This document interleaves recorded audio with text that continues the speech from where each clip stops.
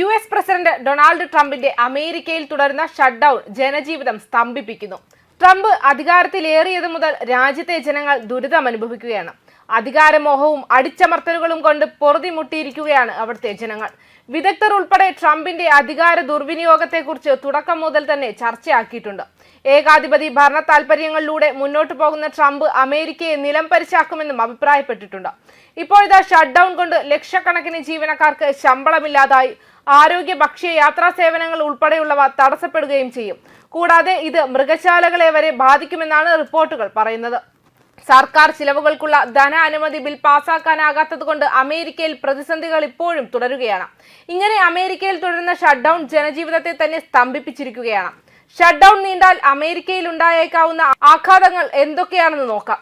പണിയില്ല, പണമില്ല, സേവനങ്ങളോ സഹായങ്ങളോ ഇല്ലെന്ന് ഒറ്റ വാചകത്തിൽ പറഞ്ഞു നിർത്താവുന്നതാണ് അമേരിക്കയിലെ ഇപ്പോഴത്തെ സ്ഥിതി.